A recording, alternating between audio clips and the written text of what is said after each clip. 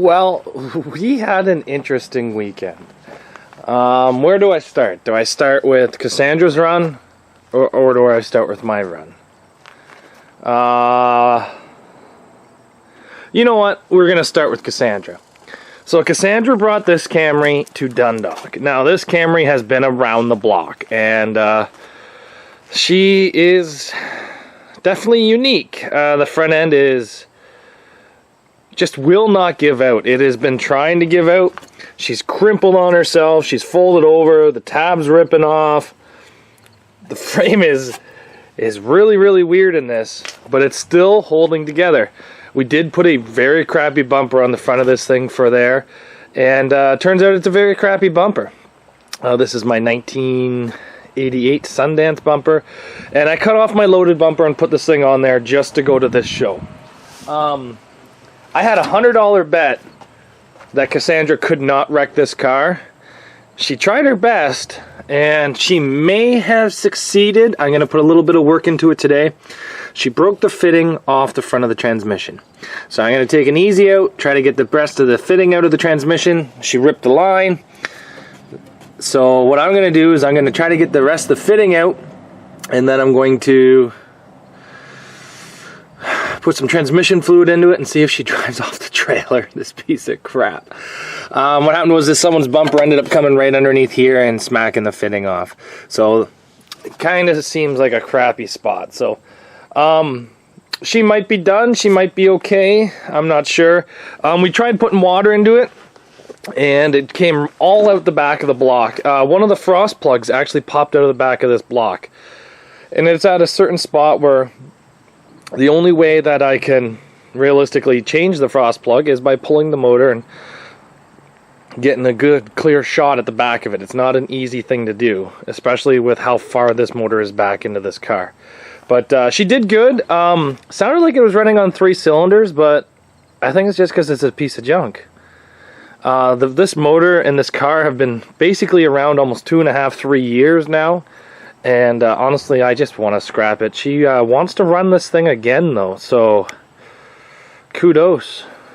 She says she wants to run it again. I don't know why, but she says she does. So like I said, I'm going to put about an hour and a half into this thing today. Try to easy out that fitting and see if it will fire back up and try to move. She did run it right out of fluid, and then to make sure that she did try to kill it, she sat there and radlined it and went from reverse to drive, trying to get it to move, but I was trying to tell her from the stands to turn it off. Now, the downside to this car right here, actually, the roof sign here was lent to us by a buddy who's out west in BC in Kent Derby right now, so he told us to run his sign, so she did, just to give him some support. But she did try her best to ruin this thing, and I was trying to tell her from the stands to turn it off because it was leaking transmission fluid, but she didn't. I got all the way there. I have like a $1,000 camcorder that I used to videotape all these, and I forgot the memory card at home. So the videos from Dundalk are all shot on my cell phone. We'll see how good the quality is because I haven't edited them yet. So that's Cassandra's run in the books. Now let's talk about this run. So I brought this to Orilla, and I knew that there were certain aspects of this car that would have to be cut to pass John Turner's and Edge Motorsports' rules, and I knew that, so I went there knowing I'd have to cut. So what he made me remove was the upper bars from my cage to the top of my gas tank protector. No problem. Made me take my passenger door off. No problem. Made me unbolt the cage from the floor. Again, no problem. But here's the problem. My cage, it was welded on there pretty good, and it had 2 good runs on it where everybody was slamming into it, but it was not designed to run without these upper bars. So with that off, all my welds broke because I didn't have gussets. So if you're running a gas tank protector like this without the upper bars, make sure you guys put gussets. So people are telling me to pull this car back out and run it one more time. I don't think it's worth it. I really don't. It drove on the trailer, it drove off the trailer, but there's realistically nothing left of this back end. Like, it's all in the subframe. That's the problem here on Ontario, and a lot of people have been talking to me about trying to get unified rules across Ontario. And the downside is, it'd be great, but I don't think it will ever happen. How it stands right now, there's basically 4 or 5 big companies, and they all have their own rules that have little difference in tweaks. Some places allow bars like this from here to there, some places don't. Some places allow passenger bars, some places don't. Some places make it that their passenger door bar has to be 6 inches off the door. So it's just little tweaks from company to company. And you know what? That's the hard thing about this here, is I have to have a car built for every different set of rules, because if I take one to one, I'll be overbuilt and have to cut, or if I take that exact same car to another, I'll be underbuilt and get destroyed. So anyway, it's a hard situation here in Ontario. And then not only that, but all the fair boards have their own rules, and it's very hard to build one car to run at multiple shows unless you're running the same promoter every time. The bumper I chose for the front of this, I believe, was an 85 Buick Regal bumper, maybe 87. I really think I would have been better with a Mazda 3 bumper. This bumper did not do very well. I had to cut the hood off to get this thing open. If you take a look, the frame rail has completely engulfed itself right down there. Can you guys see that? But no, I really think this car is done. Struts are still straight, axles are good, tires are good. I did get a good puncture in one of them though. Some guy did get me good. Was it this one? Yeah, right there. Right there. He went through the side of it. So, tires are still good though. I will have to do a little bit of welding to the gas tank protector. I'll probably take it out and do it when it's on the floor.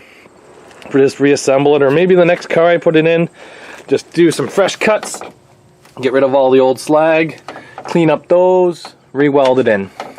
Be an easy fix, won't take me that long.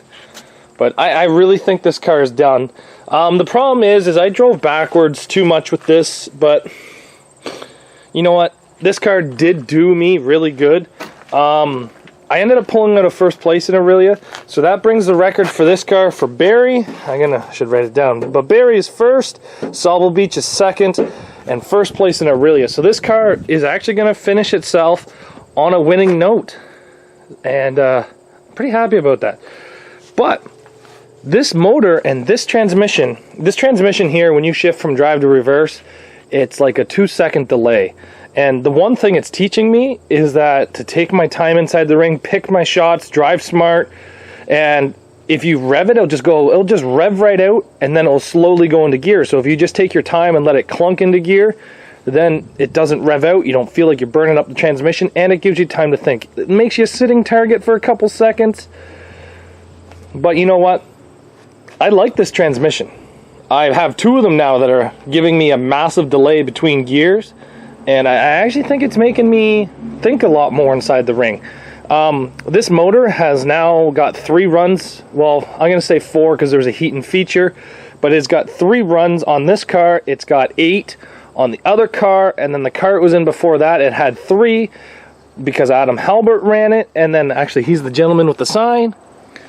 And then a guy named Gavin, I believe, actually had this motor before Adam Halbert. So this motor here is a very reliable, powerful when you need it motor that will start up when it's hot. In Aurelia, in the GoPro, some guy actually said to me, you shouldn't turn your car off. Well, somebody was hurt and they were taking him out of the car. I don't have a radiator, just have my loop line kit. So they said, you shouldn't turn your car off. And I was like, no, it will start. And he's like, well, sometimes they don't restart. I said, if it doesn't start, it knows I'll burn it to the ground, so it will start. And you know what? She fires up every time. No hesitation. As soon as you turn it over, fires right up. No white smoke, no nothing. I really like this motor. It will be coming out and it will be going into something different. I should pull a V6 in actually, just to pull the V6 out and just drop this thing in. It's been a great motor and it's going to continue being a great motor for me. But the subframe is straight. Even though the frame went to crap, subframe's good. I did have to cut these bars to run the show. Got to play by the rules if you guys want to compete. So even though I did have to cut this car apart, I knew that going there I'd have to cut this car apart. So overall it was a great weekend. I enjoyed running this thing. I didn't get hurt this weekend, so that was nice. The wife enjoyed running that thing so much she wants me to fix it, which I don't really want to fix it. I just want to send it to scrap. But You gotta keep the wife happy, right guys? You know the saying, happy wife, no divorce, right? So anyway, happy wife, happy life. So I'm gonna spend some time today trying to fix that, and I'm gonna try to come up with a game plan for this. As of right now, this car still runs, drives, and moves, but I will have to steal some parts out of this car to make a car in my shop run for next weekend.